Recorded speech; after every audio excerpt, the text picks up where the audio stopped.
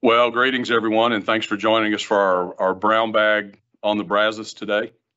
My name is David Collinsworth. I'm the General Manager, CEO of the Brazos River Authority. We're really excited that you've joined us today. If you're new, welcome. If this is a meeting that you've been attending regularly, we certainly appreciate you coming back and participating. We have a very aggressive agenda today. We have a lot of good information to share with you.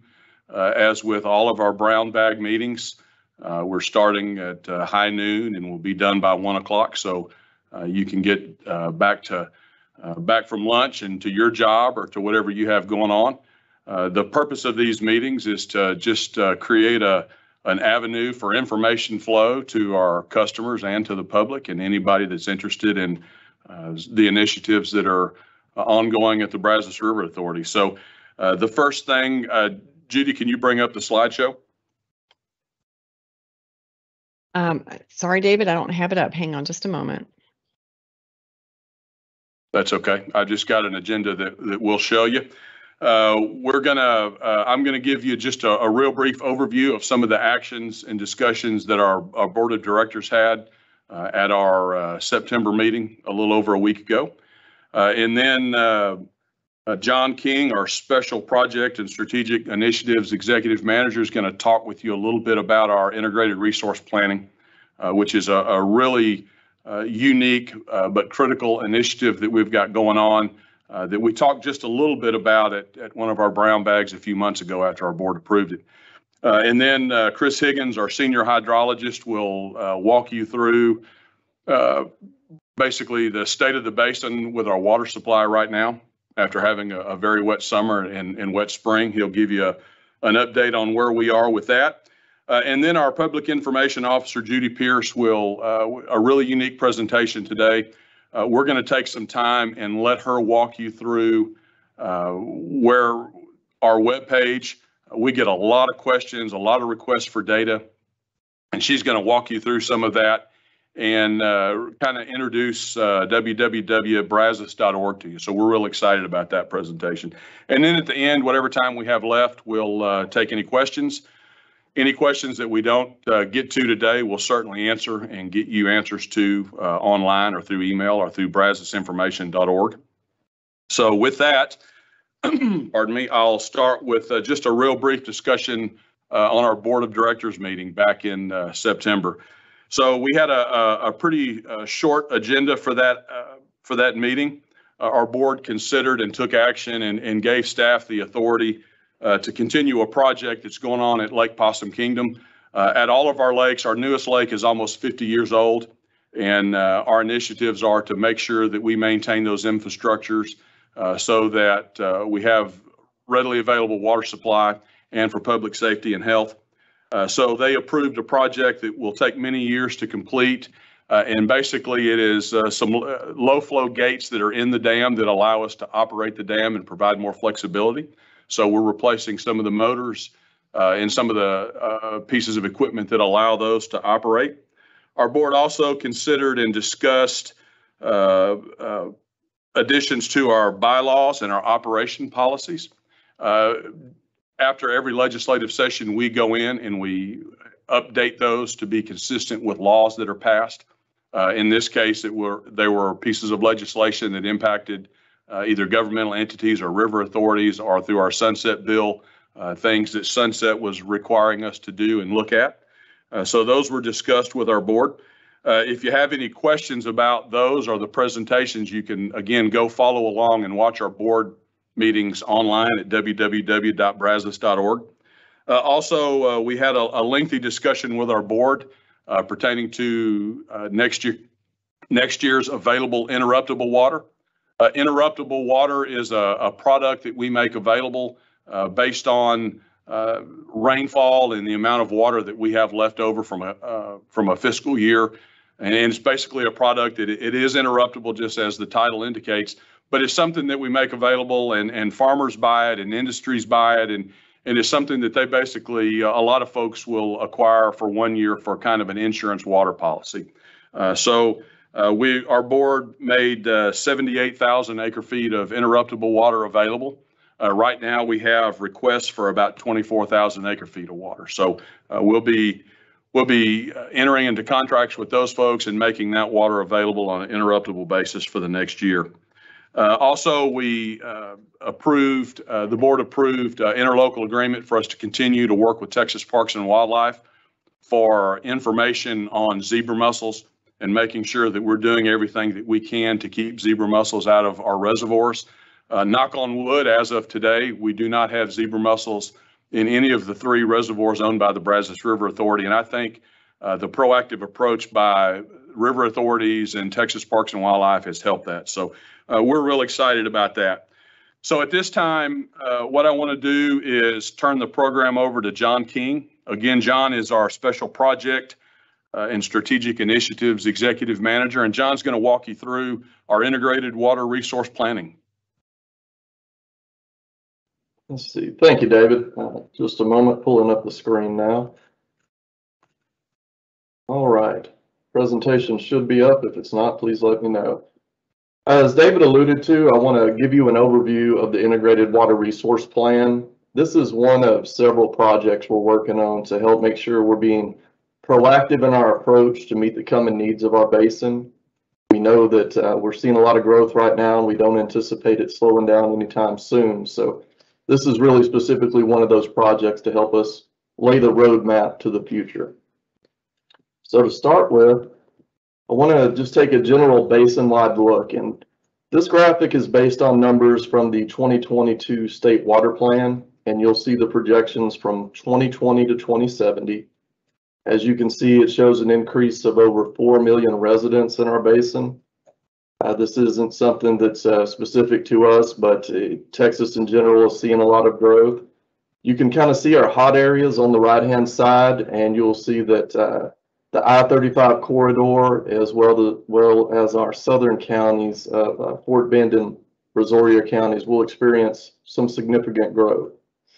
Now, these types of plans, in addition to what we're hearing in the forms of requests from customers, our own internal analysis, all to support the need that we're going to need additional water resources to help meet these coming demands as they come into fruition in the future decades. So on the next slide, what we have are some of the elements. These are the elements that we know our future water supply will need to include. Number one is it'll need to be integrated. We'll need to take a look and take advantage of holistic planning, look at our whole basin and see how we can function to gain the most efficient water supply system we can from the resources we have. In addition to that, we'll need to take advantage of a diversified portfolio to ensure that we have the other components listed below. Reliability is a big one, and accounting for uncertainty and risk in planning is a relatively new concept, and that's something that the Integrated Water Resource Plan certainly supports. Resiliency, being able to recover when we have times of outage or stressors on water supplies, minimizing shortages, and just being able to provide continuity of service. That's something that was very evident earlier this year. Sustainability is another one, and when we talk about that, we're looking at things like renewable water supplies, considering how our projects have on the long-range impacts of areas, be it local or regional. So really just putting all that together and making sure that our future water supplies includes those components will position us in a better place to be able to meet the coming needs as we move through the decades. So to set a frame of reference as far as what an integrated water resource plan is, at the highest level, it'll answer 2 questions for us. Number one is what else? What else does the BRA need to do beyond what's already completed in the regional water planning process to make sure we're ready when those needs come? And the second important piece is what's next. So we have already projects identified that we know we need to complete, but what do we need to do in addition to those? And also in what priority do we do them to make sure that we're keeping up with the coming demands? So having all that into one plan where we can analyze that information and have the output and the portfolio of projects to be able to pull down and look as conditions change, that'll be of vital importance as we move forward. Now, there were several key drivers that prompted us to undertake this type of planning effort. A few of them are listed on your screen. Of course, number one is water scarcity. We need to develop a forward-looking and innovative water management strategy to address droughts and scarce resources. We're also seeing a lot of competition for the same resources. There just aren't any low-hanging fruit projects out there, and anything that we're evaluating now will take some careful consideration in how we can implement it. Another one, like we've talked about before, is future uncertainty. Just how do we implement and consider risk and uncertainty in our planning process? The need for basin-wide planning, being able to implement the strategy for the basin as a whole, as well as local and regional projects. And finally, giving us the roadmap to guide our future capital investments, any water resource development projects or substantial projects, and being able to make sure that we're laying those out and completing those in the correct order to meet demands will be another crucial component as we move forward. So a few elements of the integrated water resource plan, and this is kind of how it differs a little bit from current regional water planning efforts, is again the consideration of risk and uncertainty. In addition to that, there's a lot of advanced planning, modeling, and decision-making techniques that go into it. So what we have is a plan that's developed to address a wide range of future potential demand and operational scenarios. It allows for more than one future state so that when changes do occur, not the if and the when, but when they do, we'll be able to adapt to that. It also includes a component of stakeholder involvement to ensure that our customers are involved in the process, and we're able to have that cycle of feedback from them and gather their input as we go through it. Another good output of this is the repeatable framework for project evaluation and the ability to prioritize that. So if years down the road we identify another project that we'd like to work on, we're able to evaluate it against this criteria and pull out the priority of when to plug it into our current portfolio of projects. So it results in that adaptive roadmap that we really need to move forward in the future to ensure that we do have that integrated, reliable, resilient, and sustainable water supply. Finally, I want to go over just for phase one of the project. We've identified that we need to start with the Little River watershed. And as you can see on your screen, we have demand projections for Bell and Williamson County. And those increases, as you can see, by 2070 total 200,000 acre foot. That averages almost 40,000 acre foot per decade. Those are substantial growth numbers, and trying to solve those with any one project would be a big challenge in itself. But then when you look down the left side of your screen and you see the risk and uncertainty, the things that we talk about in planning, any one of those components could considerably impact what those projections ultimately end up being. So the IWRP really digs down into the weeds and gets into the information needed to be able to have that adaptive plan for us to move forward. At the end of phase one for the Little River watershed, we'll have a full integrated water resource plan for that area. We'll be able to take that output and then plug it into the comprehensive basin-wide plan that will come in subsequent phases. Another key point to move forward with the Little River watershed currently is, as you remember on the first map I showed, those areas are certainly areas that will have substantial growth over the next 50 years. So there's a lot of near-term decision-making that needs to be supported, and this plan will help us have the information to make those decisions as we push forward. So I believe that's all I had in the form of an overview, David. If there are any questions, we can certainly address them. Thank you, John. We'll take questions at the end. And again, I'd just like to reiterate, I think this initiative is going to be critical moving down the line and dealing with growth in Texas. And we're looking real forward to getting started and having our stakeholder groups in line so that as decisions are made and contemplated, we have the right folks at the table to help us develop the water that we need. At this time, I'd like to turn the program over to Chris Higgins. Chris is our senior hydrologist. And if there's anybody at the Brazos River Authority that's in tune with the daily operations and releases through our reservoirs, it would be Chris. So Chris, why don't you give everybody an update on our water supply as we move into the fall? Thanks for the intro, David. Yeah, as David indicated, I'm going to provide you with a quick water supply update. So let's dive in. So this is the U.S. Drought Monitor with the BRA water supply system status overlaid over the top, and each of those colored circles indicates the percent full of each of the reservoirs within the system. The color-coded legend for the reservoirs is in the upper left of each of those graphics. So these drought monitors basically depict how wet or dry it is geographically, and they're updated every Thursday. So sometime today we'll get an update. So this one's actually from last Thursday. So the drought intensity levels range from, as you can see in that key to the bottom left, from that yellow color abnormally dry all the way up to exceptional drought conditions. So these graphics present a snapshot of how drought conditions have impacted the basin off and on throughout the year. That's why I have 3 of them, just kind of walk you through the year. So let's so working from the top left up there, this shows that, you know, by April 27th, 100% of our basin was in some drought category. Those drought conditions actually carried over from an unusually dry end of 2020. We had a dry fall and winter, and it just continued to intensify. And I think to some degree, I don't know, I did, but for a period of time, that deep freeze that most of us experienced in February kind of overshadowed how dry the basin was getting at the time. So, you know, moving over to the right, to the top right graphic, this shows the flip side, with the entire basin being drought free by the end of July, which is fairly unusual for that time of year.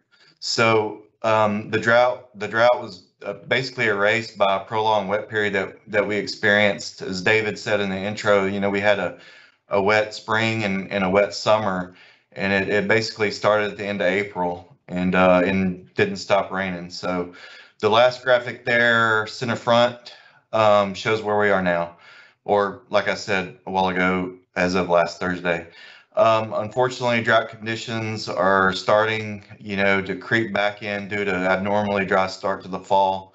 Real similar to what we experienced last year. So the September, October months are usually what we consider the second rainy season in Texas. And you know, during normal years, those 2 months are the third and fourth wettest months, you know, second to May and June. But so far, we're well below what we could expect to see. So moving on along, this map depicts the departure from normal rainfall for the month of July. And the next 2 slides I have show the same information for August and September. The main point for throwing these up there is to show how wet the 2 summer months were and how dry September was. So the NOAA, the National Oceanic, it's a mouthful, National Oceanic and Atmospheric Administration, aka NOAA, produces these maps based on actual rainfall that occurred compared to the amount of rainfall that would have normally occurred during that same time span.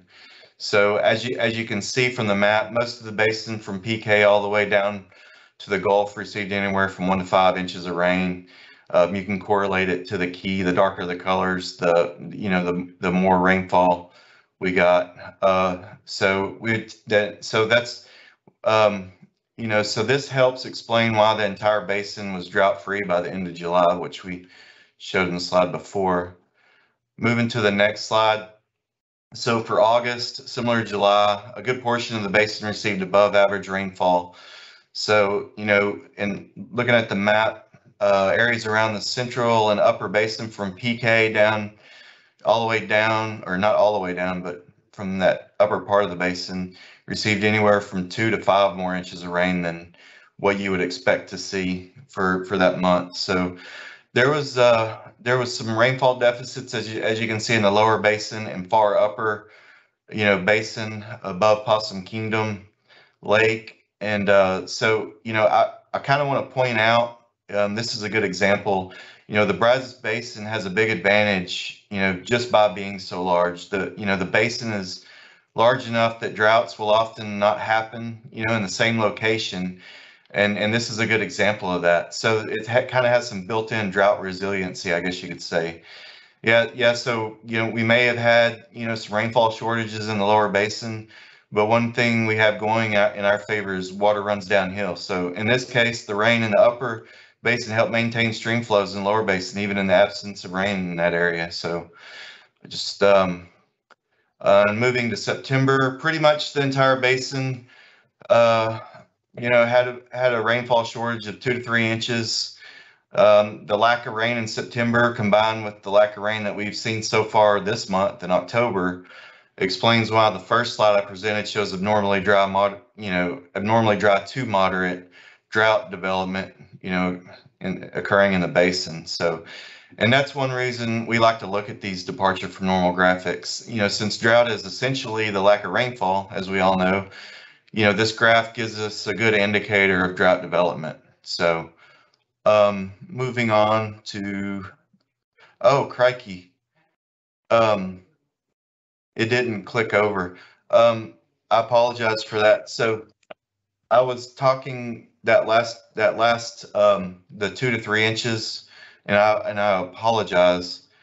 That last the September departure from normal is here, so I need to catch up there. So here, I didn't show the June departure from normal. We just showed the July, August, and September, but we did have above normal rainfall that month as well. And since we experienced such a wet summer, I wanted to see how this summer compared to past summers. Now there are a number of ways we could do a comparative analysis. So I just chose one. We could look at total rainfall in the basin, cumulative reservoir inflows, and so on. So this analysis looks at the combined volume of flow that occurred during the summer months of June, July, and August at the Richmond gauge located in the lower part of the basin. The inset map, up top will give you a general idea of the gauge location. This looks back to 1923, which is when the USGS, which is the United States Geological Survey, they basically maintain most of the stream flow gauges within the basin. So it's when the USGS started recording continuous data at the Richmond gauge. Now, as you can see from the graphic, the last summer was about the 5th wettest summer the Brazos Basin has experienced since 1923, based on this particular metric, which I consider, fairly significant. So something interesting to pull from this, take it or leave it, but 4 of the top 6 wettest summers have occurred within the last 15 years over that 98-year time span. So moving on to this graphic is updated weekly, every Wednesday, and it shows the current available storage and reservoir down in the water supply systems in the BRA water supply system.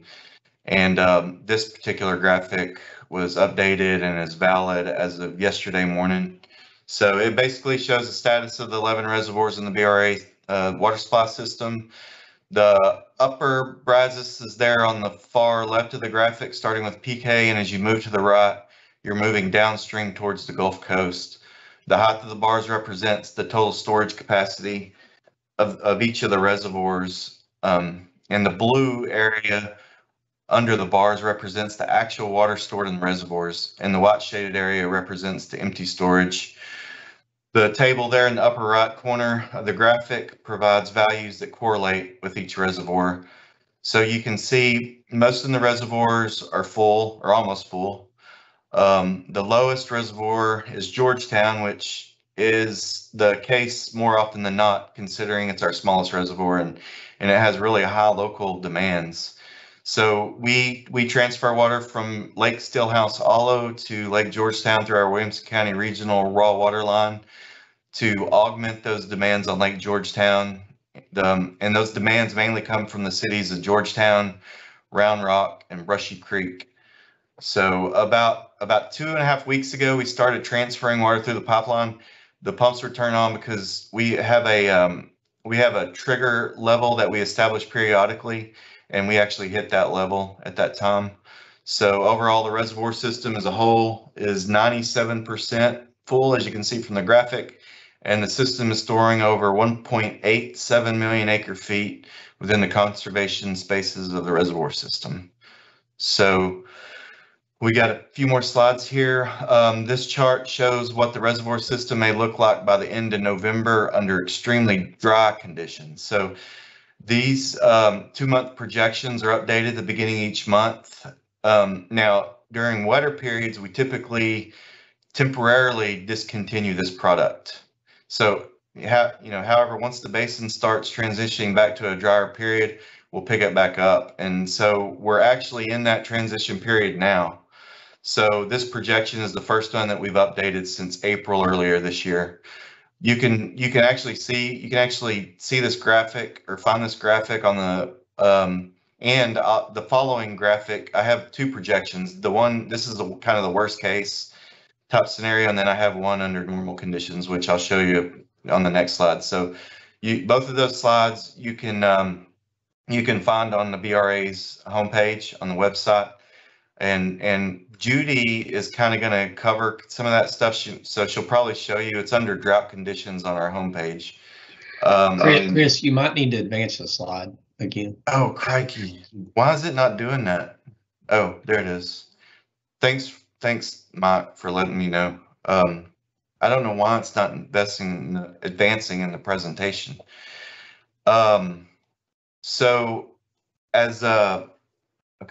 So you can, jumping back into this, sorry about that again. You can view you can actually view the drought monitor, which I showed earlier in the current reservoir status on our homepage also. So what this shows is if we were expecting the driest, if we were to experience the driest October and November on record, the basin as a whole could drop from 97% full where it is now to about 91% full. We're not saying, we expect these conditions. I just want to make that clear. We're just saying if those conditions were to manifest, this is what the BRA water supply system could potentially look like by the end of November. So it's a useful tool. I'm on the next. Okay. I'm gonna have to start making sure. Okay, so this next slide, I'm not gonna spend much time here. Similar to the previous slide, this shows the 2-month projections for our reservoir system. The difference is this forecast assumes average weather conditions as opposed to extreme drought conditions. And you can see that the system basically stays status quo if we were to experience a typical normal fall conditions. And this is our last slide here. NOAA releases this drought tendency outlook monthly, typical in the middle of each month, which they'll provide information for the next 3 months. So this one was valid September 30th, which you can pick off from the graphic, and it's good for the period between October 1st and December 31st. Those the dark brown areas indicate drought conditions are expected to persist, and you can see on the key what the other colors coordinate to. Tan indicates improvement of drought, green indicates drought removal likely, and yellow, of course, is drought development likely. So as you can see, this outlook shows the potential for drought development in the middle and upper portion of the basin. And the dry outlook most likely can be attributed to a weak La Nina that is expected to develop, then remain a factor throughout the winter. So without getting into the intricacies of La Nina, during La Nina conditions, the storm track typically tends to shift to the north, which reduces our chances of normal rainfall. So that's all I have, David. Okay, thanks, Chris. A lot of information.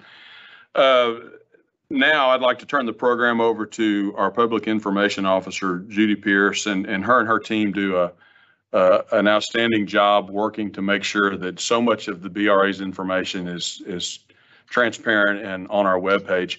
Judy, before you jump into your presentation, would you remind folks how both they can ask a question during this meeting, and also if they're not comfortable asking a question in this forum, how they could get questions to you so that our staff can answer them? Sure, absolutely. There are 2 ways. You can go to our website at the top, and I'll go over this in a second. There is a, let me share my website here.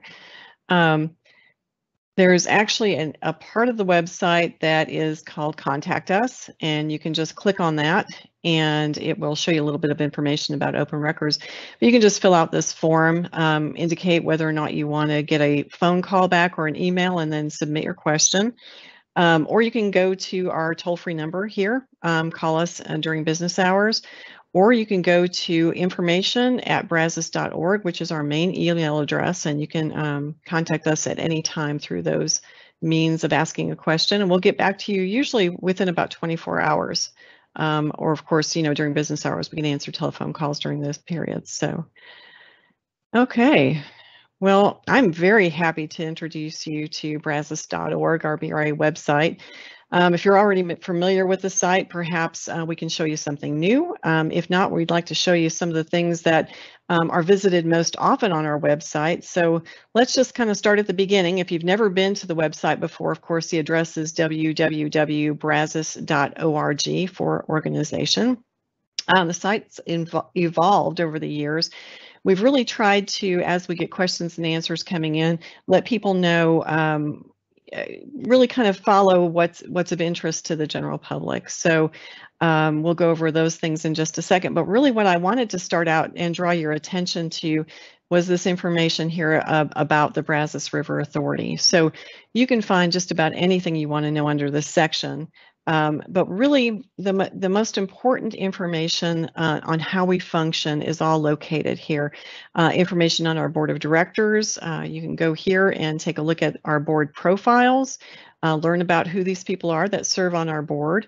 You can also look at upcoming board agendas, board actions, and then under board minutes, we do our minutes by audio video. So you can see here, we have our most recent for September 27th meeting. That was just a couple weeks ago. But you can click here and see the entire video. It'll take you out to YouTube to see the stream. Or if you're just interested, say, in one section, you may want to know about the BRA bylaws. So you can come down here, click on this little button that says video, and you'll be taken to that direct part of the video. You won't have to sit through a couple hours of information if you're not interested in those. You can also look at the PowerPoint presentation that the staff put together for that main agenda item. So also available in our About the BRA section is a profile of our management team. You can click on those and learn a little bit more about the people that run the BRA. Also, in every effort that we can to maintain as much transparency as possible, every bit of financial information that we have available is here published under financial information. Our comprehensive annual financial reports, our annual budgets, you'll see that there are about a decade worth out here for inspection. We've got quarterly budget reports that are kept up to date. Sustainability, our debt information is posted out there, as well as even our utility consumption reporting. So anything you can want to know about our finances are available here. We also have our current strategic plan, our operations policy, and then our enabling legislation. So if you ever wondered how we get the powers that the state provides to us, all of that information is available there. Another section that most people don't realize is out here is our map section. But a lot of times people ask, wow, how big is the Brazos River Basin, and what areas do you all cover? And this is really a good section of maps to be able to come acquainted with the areas that the BRA services. So if you have some time, you might want to take a look into that. Okay, I'm going to back up a little bit and go back to our homepage. So great information about the BRA available here at the top. If you're interested in doing business, say you have a business that would like to bid on a project the BRA has upcoming, you can do that through here. And then we have our career section. Fun fact, you may not know that most employees stay at the BRA for an average of 9 years. So it's a good place to work. If you're looking for a job, we actually do have a good number of jobs available at this point. Again, I went over this contact us section, and we also have a search engine. So if you have a topic you're interested about, just type it in there. It should give you all of the, it's pretty accurate. It should give you every article we've posted out there, as well as every page that mentions the topic you might be interested in. So usually when people come to the website, they're most attracted to the pretty pictures here at the top. That's kind of a cute one. But we try to put 4 to 5 articles out there each week. We renew them.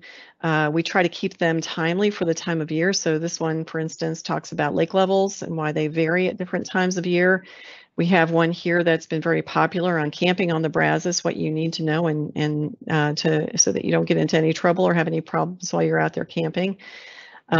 We also have a wrap up of our board meeting, board actions that were taken during that most recent meeting. And then our cute little dogs that talk about, we put these out once a month, what's going on within the Brazos River Basin. So what the cities are offering, fun things for the family to do. And it's organized by upper, lower, and central parts of the basin. So you might enjoy taking a look at those each month. Okay, moving down the homepage here. This section of the website really talks about the major services that the BRA provides to the Brazos River Basin. And of course, our largest is going to be water supply. You know, we are a water supplier. We keep that water in all of our federal and our 3 BRA reservoirs. So if you're interested in how that's done and contracting services, that's available here. We have a very extensive section on environmental, and I actually hope to come back in a couple of months and maybe talk to you a little bit more about the information contained there, because water quality is of the utmost importance to the BRA. We have a full section on our reservoirs, the storage available there, as well as the fun recreational things that we provide. We have a section on education. So if you have any water questions that you might have, I think you'll find a good resource section there, as well as keywords you might want to look up. We've got a new section, what's going on at the BRA or what might be new. And then our last one is kind of where I want to talk for a few minutes on water levels. So I'm going to pop down just below this for a second and talk about our current reservoir level section here. It's probably one of the most visited sections of the website. You'll see a listing of all of the reservoirs within the BRA system here. We start from north and we go south. We include the 3 BRA reservoirs, which you'll see with an asterisk here: Possum Kingdom Lake, Lake Granbury, and Lake Limestone. And then the others are the federal reservoirs that are operated by the U.S. Army Corps of Engineers, multi-purpose lakes, flood control. But we also have the Brazos River Authority has a contract with the federal government to store the state's water in these flood control reservoirs for use within our basin. But let me talk to you a little bit about what this section provides. We'll look at Possum Kingdom Lake. You can see here that the elevation says 998.48. The top of conservation for PK is actually 999.0 means sea level. You can see that it's a little bit below that, so we're down just a little bit over a half foot. The date and time that measurement was taken was today at noon. And you can see that our current release is 50 cubic feet per second. So we provide those release numbers of all of the BRA reservoirs. We don't provide them for the Corps of Engineers because they do change during the day. And they provide that information in the mornings. So I'll just click on that real quick and show you that all of the Core Lake releases are provided here once per day. Okay. All right, so that's the reservoir. So how do we know? We know what the reservoir levels are by this section, but we can also give you more information on what's going on within the basin in this section, water levels. And before I hop on into that, I want to bring this to your attention really quick. We have a downstream notification sign up list. And what this is if you live on or near the river and you might be interested in knowing when we make releases from our reservoirs, Possum Kingdom Lake, Lake Granbury, or Lake Limestone, you might want to know when we're going to be opening the gates. So you can go here and sign up to be on our automated downstream notification call system. And that system will, when we're getting ready to open the gates, we'll send you out either, you'll see here, a text message, email, or phone call. And it's automated. And all you have to do is put in your information here. Let us know if you want text, email, or phone, or all. You can choose all of them.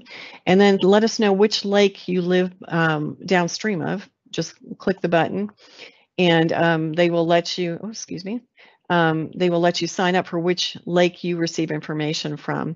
You have to remember that these, sometimes we do open gates in the middle of the night. So you might want to think that through if you don't want to get calls in the middle of the night and just get a text message. But fill in the information, click submit, and within about a day, we'll get you up on that system so that you do receive notices when we're opening gates at any of our lakes. So I'm going to talk just for a minute about river and reservoir levels. We have a system. It's actually located here under reservoir levels, but it's also a freestanding web page called Brazos Basin Now. And we constructed that really to let everybody know, both for recreation and for flood purposes when we have heavy rainfall, how much water is flowing in the river and the tributaries within the Brazos River Basin. So I'm going to show you stream flow here. What you're seeing in the colored sections, of course, you're seeing Texas, and you're going to see an outline of the full Brazos River Basin. It's a very large amount of property. Each one of these little green dots is a United States Geological Survey gauge. They're set up on the tributaries as well as the main Brazos main stem throughout the basin. And of course, our hydrologists use this information to determine when and if we need to open gates and see how much is currently flowing in the river. So I'd like to show you a little bit about what information these little dots can provide to you. And the reason I'm going here to the lower part of the basin is that, as you know, we haven't had a lot of rain in the upper part of the basin for about a week or so. But you can see a little bit more information just to illustrate here. So we're going to look at the gauge at Rocheron, which is the southernmost gauge within the Brazos River. So you'll see when we had rain earlier in the week, the flow down in Rocheron was a little bit smaller, 2,500 cubic feet per second. And as that rain flowed south downstream, you can see that it rose and peaked at about 11,600. And then as that little rainfall event went through, it kind of tapered off. So it's good to know where the flows were, but how do you know if you're concerned about flooding, if you're concerned because maybe you want to get out and do some kayaking and you'd like to see what it might be over the next few days? Normally, if we're not having a large rain event, there is not a prediction out there, but the Gulf River Forecast Center does do predictions through NOAA. So I'm going to show you that. This little button here looks a little bit like a lasso. If you click on that, it takes you to the option of going to the West Gulf River Forecast Center. And you're going to see here, we're going to see a little bit of what we just looked at. Here's what the past week was as far as flows go. And you'll see this vertical line here is showing 12 noon for their most recent reading from today. And you can see that it was at 8.4 feet. And then this dotted line out to the right is actually the NOAA Prediction Center's thoughts on where those flows are going to go for the next few days. So say, for instance, we had a heavy rainfall and we thought they might go into potential flooding, which the people, of course, at the lower end of the basin would be very concerned about with hurricanes and rainfall. This dotted line might go up very high and might go into little colored sections showing potential flooding. Right now, of course, we're looking at the dots going down. So it looks like it's just going to be a nice calm few days for recreation down in that area. This site also provides a lot of really great information for those living in the area. I'm going to scroll down here so you can see this map shows, where the gauge is located at. So you'd like to know where that is. But it also shows the major stages of flooding. So if it was going to flood, or the Prediction Center thought it might, you would see these colors here located on this graph to see about how much flooding might be expected in that area.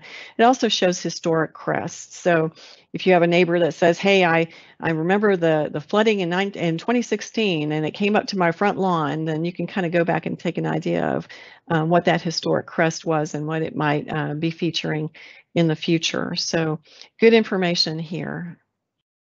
I'm going to go back here to Brazos Basin now again in our river and reservoir levels. If you click on the logo, it'll take you back to the home page for that section.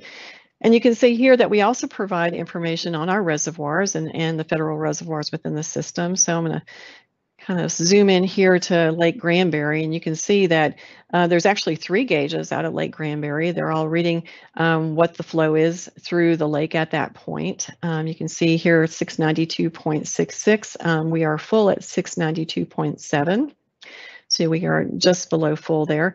But if you click on those dots, there's a plethora of information. You can see how we were a little bit low. As the rainfall events came in, we rose up, started to release some water, and now we're headed back toward full.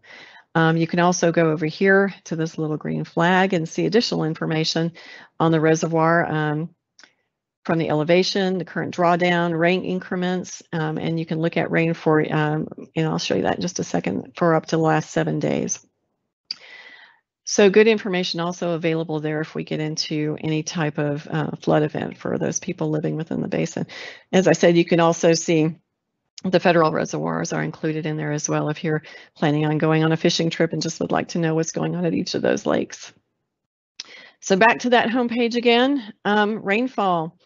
During rainfall events, you may be interested to know what's going on close to you. So each of these gauges, not every gauge within the basin measures rainfall, but each of these gauges do. You can go to any of those and you can see that it's showing, of course, 0 for the last 31 minutes. But if you go to this page, it will show you additional information up to, and you can kind of sort through this and see how far back you'd like to go. It'll give you additional information on rainfall. We're actually going to have some more information on rainfall coming up as a link through a state site here. So if you would like to take some time to take a look at Brazos Basin now, it's available anytime you want to take a look.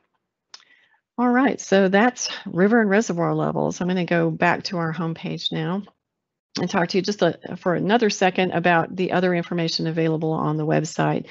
So scanning down, I know Chris mentioned we have information on drought conditions within the basin. Here's a quick button to get to that point so you don't have to sort through. Just click on that and it's going to give you all the information you'd like to know about where we currently are in drought, where our current reservoir drawdown is, and where we are projected to go from what Chris showed you a little bit earlier. We also have a great deal of information down to drought notices, our contingency plans, our conservation plans, just a great deal of information to drill down. Okay, back to the home page again. So if you're planning on going out to any of our reservoirs, let me kind of go back out here to one of our buttons. Reservoirs, of course, are where we store our water for future use. We collect it when there's a lot of rain and we store it for the future. This information is going to talk to you about what we do with those reservoirs, but it's also going to give you information on recreation. So I'm going to show you just for a second, as an example, Possum Kingdom Lake. If you take a look at, here's some basic information on PK. But if you look here on the right, you'll see we do have an online lake map. If you go there, you're going to see a graphic map, and you'll see that these little green dots here are not gauges, but in this case, these are our boat ramps. And they're going to show you if they're green, that means the boat ramp is open. If they're red, that boat ramp might be closed either because of low lake levels or because we're doing some construction on it, but we try to keep them available as much as possible. This little shaded area you're seeing is our hike and bike trail system up at PK. Possum Kingdom is the only lake that does have a trail system. It's great fun if you are going to do some recreation in the fall and winter months and you can't get out on a boat. So good fun there. That provides a little information. Our amenities here on the right-hand side will show you the different recreational aspects of Possum Kingdom Lake. So I'm going to kick on our public use areas. This is a great graphic showing you what each of our parks at PK, as well as all of the different amenities that are available to have fun. So if you know you're going camping, you can choose any of these parks. If you're going out with the kiddos, you might want to choose ones that have a playground facility there or a protected swim area, ones that have restrooms and showers. And then down further on the page, it gives you a little bit more information on each of those parks. And then back up to the top, you can see here too that we have information on our playgrounds as well as our hike and bike trail system. Some more information on that here. And you can actually click here for a printable map, print it out, head out to the trails, and you can see where all the different trailheads are, where the amenities are for each of these parks. And each one of our parks here on the peninsula are actually connected by our trail system. So you can start out at one end and over a series of days, visit all of the parks within the trail system. Okay, now, if you're visiting at the lake, all that recreational information is good, but what if you live out at the lake? This is great information, living lakeside at PK. Each one of our lakes has one of these pages. that gives information for those that live lakeside. We have some articles here at the top that we'll scan across, but it provides also our current lake level, what the current release is. There's a frequently asked questions section, as well as a section where you can find information on getting a permit for a dock or a seawall here. Some topics, if you've never lived on a lake before, there's unique situations that you might not be aware of and might want to ask some questions. Those are provided here, as well as information on the solid waste collection. And then, of course, if you need to contact the PK office, that information is provided there as well. So as I said, each one of the lakes has one of those sections. We also have a page on Allen's Creek Reservoir, which is a project we're working to build in the lower part of the basin. You can see that here. It's just south of I-10.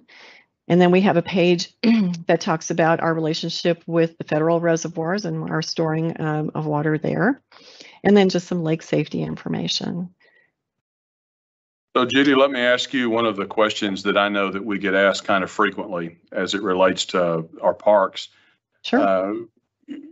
Can I park my RV? Do I need to make reservations? Can I use a generator? Are there noise restrictions? How about water and sewer? Can you kind of talk through that for a minute?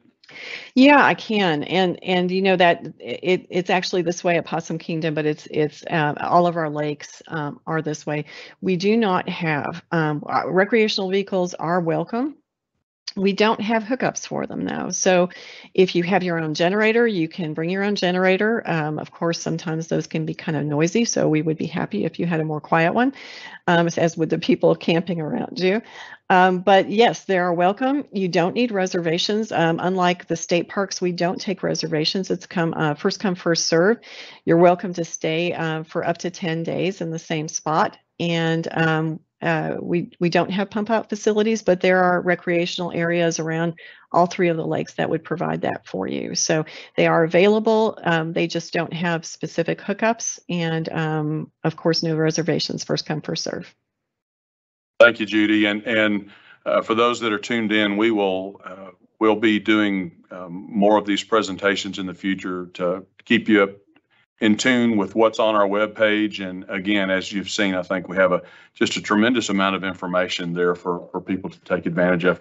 A few more questions that are pretty common to us. When will the BRA be making available their proposed revised rules for your reservoirs? So while we're working on those, and those will be out as soon as possible, I'd like to ask Matt Phillips just to talk just briefly about the process when those rules are available. David, can you all hear me? Yes, we can. Okay. So, the board has directed us to do a comprehensive review and revisit our rules and regs for the lakes. And it's important to know that those apply to all three of our lakes. So Possum Kingdom, Granbury, and Limestone. Staff is in the process internally of working through those. And as you would imagine, it's a pretty big undertaking. Our plan, just as when we revised them back in 2014, which is the last time we had a major revision, is to allow ample opportunity for public comment on those proposed changes. So when we first take them to the board, and this is important to remember when you first see them on a board agenda, that will not be for final adoption. What we will do is we will present staff's proposed changes to the board and then take input from the board on any additional changes they have. The board will then direct staff to put those changes out for public comment for a period of 30 days. And that period will basically take place in between board meetings. So if we are ready in November, which I don't want to promise that we are, so just watch the agenda. But if we are ready to take the proposed changes to the board in November, the board would then hear the proposed changes, make any suggestions, and then direct us to put them out for public comment for 30 days in between the November and January board meetings. If for some reason we're not able to get them together until January, then kind of the same process. We would first take them to the board in January. The board would consider those revisions and then tell us to put them out for public comment in between the January and April board meetings. So I just emphasize again, the first time you see those proposed changes on the a board agenda is not for them to be finally adopted. It is for them to then be put out for public comment. And then, as always, we allow public comment at all of our board meetings, so folks can come to the board meeting and provide comments in person if that's something that y'all want to do. So that, I know that's got a little bit of a loose timeline, but that's probably what we're looking at right now, either November or January for the first proposed look at them. Thank you, Matt. Another question that we receive from time to time, and I'll reach out to either Mike McClendon or Randall McCartney. Randall's our Lake Possum Kingdom lake manager. If I got a ticket while I was out on the reservoir, who do I contact to find out how much my ticket is worth? It's going to cost me, and who do I pay? Hey, this is Mike McClendon. I'll go ahead and try to answer that quickly. Most of our interactions out on the lake are informational, and I would say probably 80% of our contacts are just to ensure that the public is enjoying our lakes and our lands safely. The Brazos River Authority does not collect any of the revenues from fines that are associated with tickets that it does have to issue. So if you do receive a ticket, generally we'll have the contact number that's listed on the actual ticket. And generally you'll need to contact your local JP or the county judge to find out how you need to proceed and follow up with that ticket.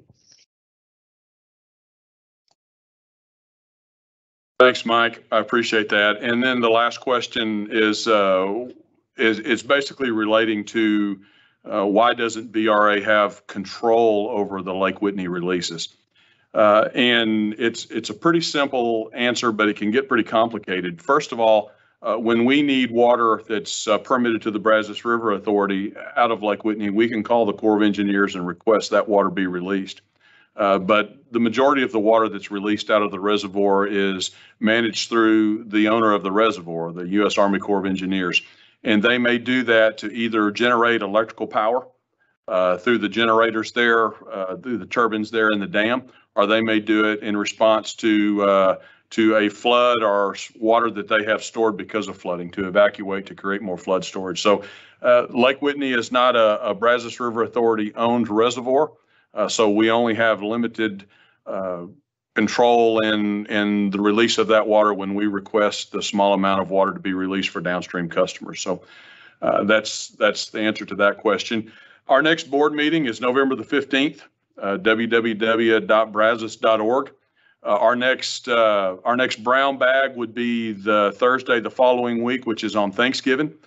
So we'll be posting on our webpage when we'll make that up, either the week before or the week after. But we'll let you know as soon as possible. And we'll also let you know what that agenda is going to look like as soon as possible so that you can decide if you want to tune in or not. So again, I appreciate our staff making the presentations. I really appreciate those of you that dialed in, and thanks for attending. Everybody have a great afternoon. Thank you very much.